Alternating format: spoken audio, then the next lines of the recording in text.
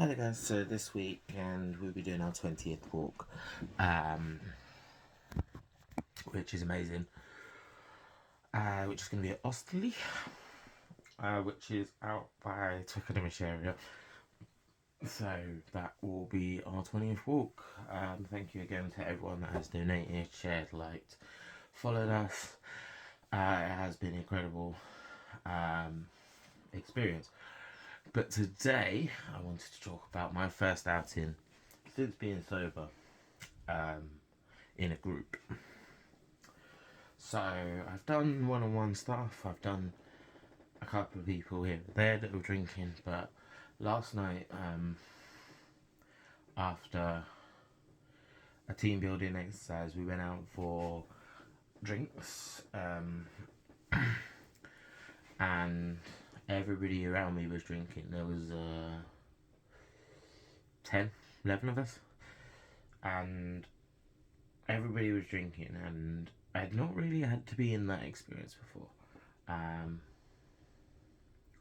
have to say, being in a group of drunk people is a lot easier than being one-on-one with a drunk person. Being one-on-one with a drunk person, that person can get a little annoying. But it's something that I'm getting used to. But when you're on one-on-one with a drunk person, that person's focus is on you, and your focus is on them. Whereas when you're in a group of people that, okay, drunk might be an exaggeration, they were tipsy. The focus isn't on you, and the fact that you're not drinking.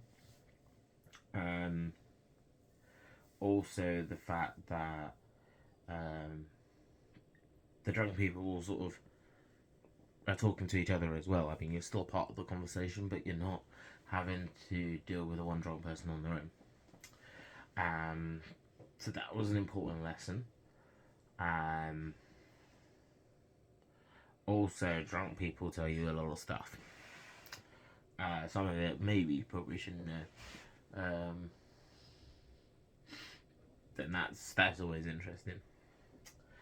But it has been an experience the last 5 months, learning about myself. And actually, I came home and said that I had a really good time. And I've always thought that if I didn't drink, I probably wouldn't have a good time with a round of people that were drinking. But I've proved to myself that that is wrong.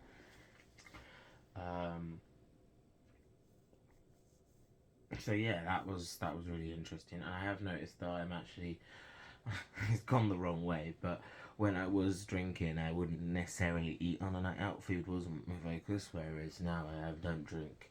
I find now myself that I am more hungry, and my focus around food. But as I say, that is the wrong way around, because if you are going to be drinking on a night out, you should definitely be eating to soak up some of that alcohol so you don't get pissed too quickly.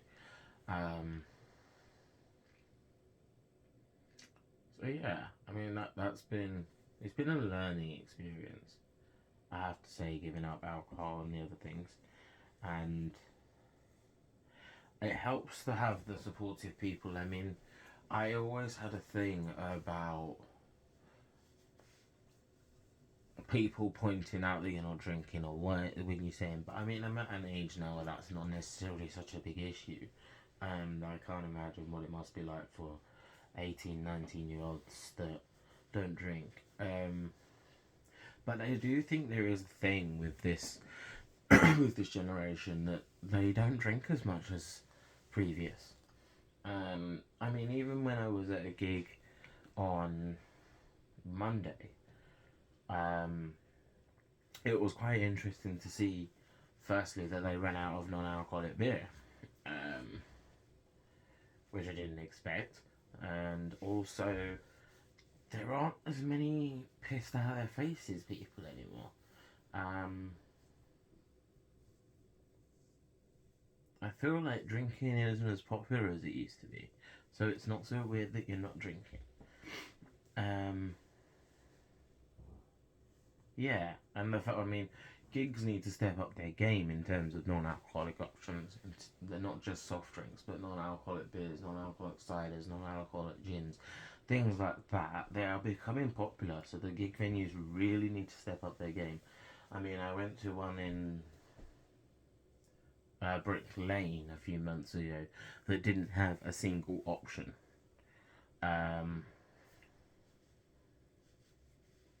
like no non-alcoholic beers, no ciders, nothing that wasn't non-alcoholic.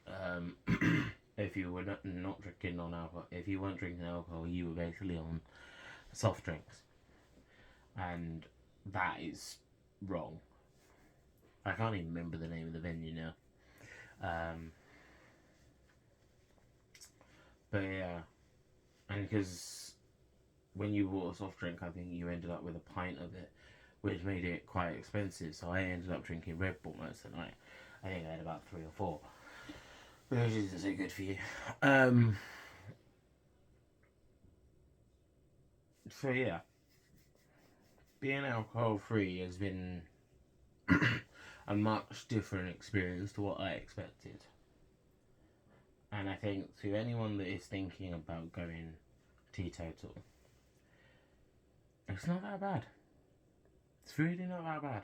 I mean, there are times, obviously, when I do miss having a beer. And I was talking to one of my friends that has been teetotal for, well, was teetotal for a lot longer than I've been.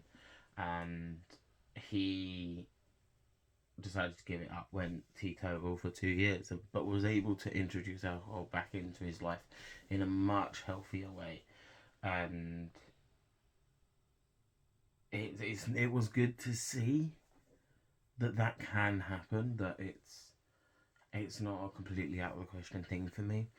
Um, I mean, I still don't know. I mean, I've been asked a couple of times recently, would I go back to drinking?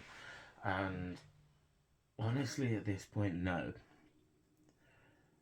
Because one of the things that scared me when I slipped up in 2 weeks into my sobriety was the fact that I tried to kill myself and that I went out of control. But I do have to remember that was only 2 weeks in, and I wasn't in a good place at the time. I'm in a much better place now. But would I go back to drinking is a hard question for me. I mean, in all honesty, I don't know. Um, I never thought I'd hear myself say that. I mean, it's going to be an interesting test the month coming up because of the fact that it's Christmas. It's going to be my first Christmas sober, and the 26th, Boxing Day, will be my 6 months. Um,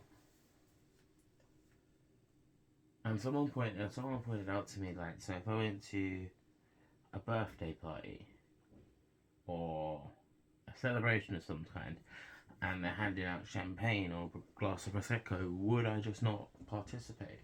I mean, if I was a full blown alcoholic, obviously I'd say no.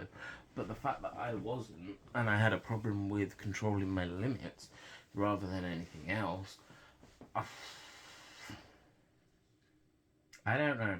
I don't know. I mean, it's still early days. It's not a decision I have to make right now.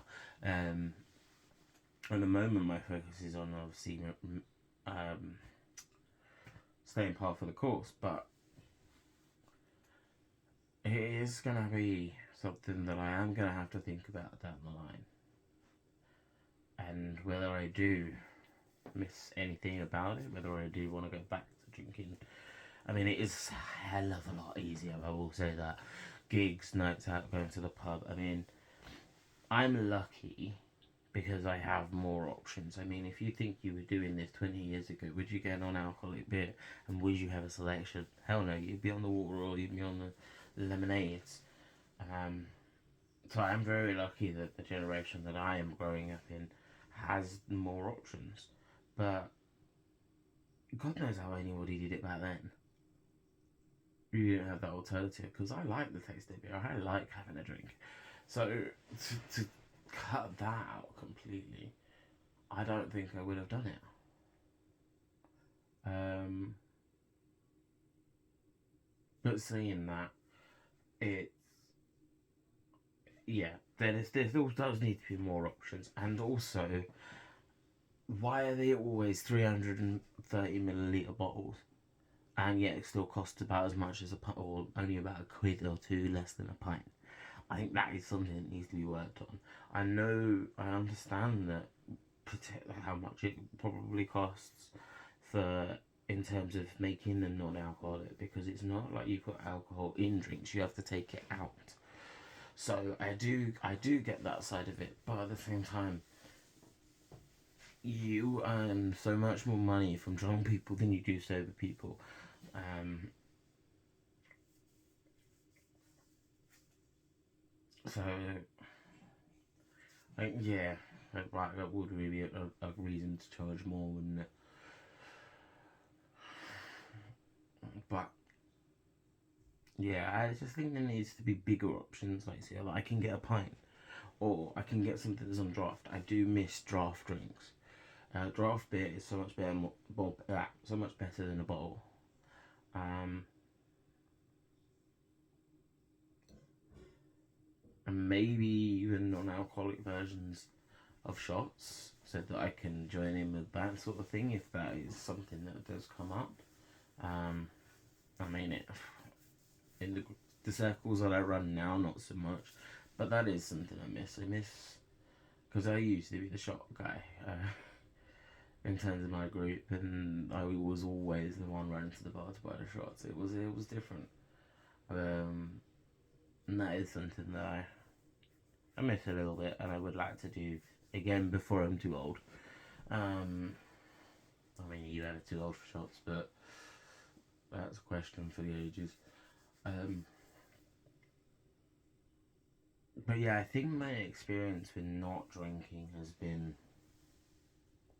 hugely positive. Hugely.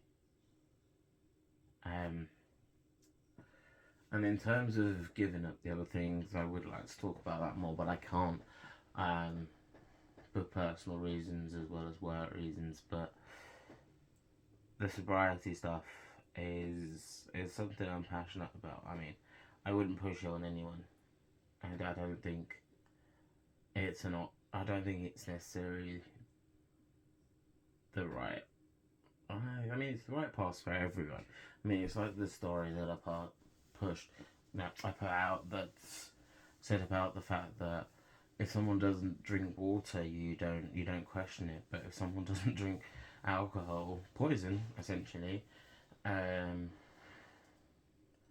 it's seen as a crime. It's crazy, but I would be a hypocrite to lecture anyone on that, given my history, and also that I used to be one of those guys that you don't drink. What the fuck? Um, and yeah, I'm not gonna go around that route. I'm not gonna be a hypocrite. People that drink are quite entitled to drink, and I can understand why they enjoy it. Um, but it was definitely the right call for me. I mean, I've lost weight. I've got more energy, more of an appetite.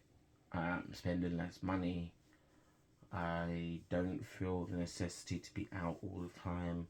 My mental health has been a hell of a lot better and a hell of a lot clearer. Um, yeah, it's been an experience. I will say that. And I'm only 5 months into it. I mean, I've got, well, for as long as I want to have. And that's my choice. But yeah, it is interesting when those questions are put towards me, because I don't have the answers. I I didn't go into this when my therapist first suggested it with the idea that this was going to work and that I was going to be able to do it. Um, I never thought in a million years that I would last this long. I thought I would have relapsed a million times by now, or just given up entirely.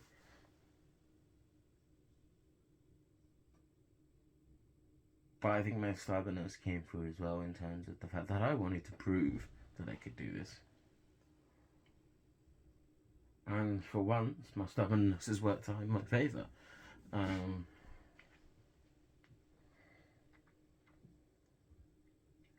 So yeah, I am really proud of myself.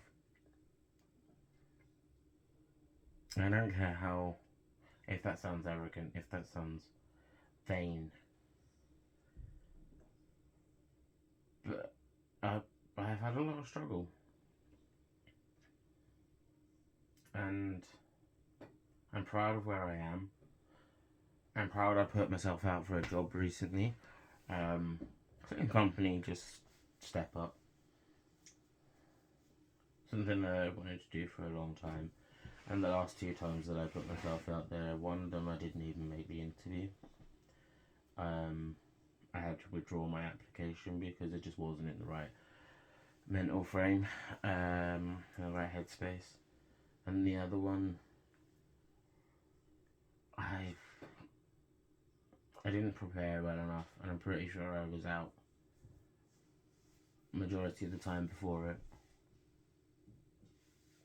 I didn't take it as seriously as I probably should have. And two other people got it over me. And good for them. They are doing an amazing job now. And they are good at it.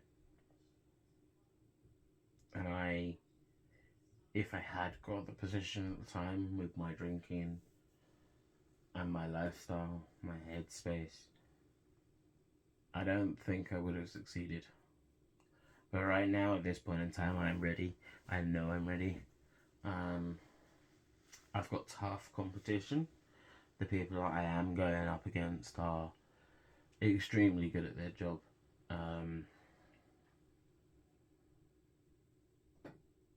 I don't doubt that it's going to be tough.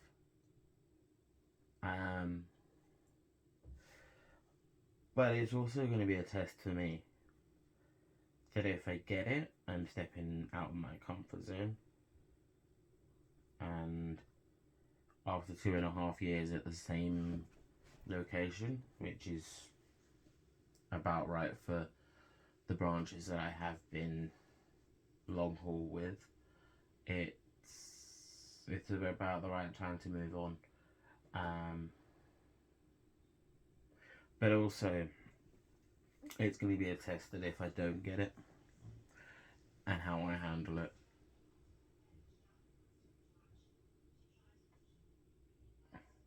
But yeah, who knows? Who knows? It will be interesting to see how I do. Anyway, rambled on for enough time. So I hope you're having a great day, a great mental health day, and I will speak to you guys soon.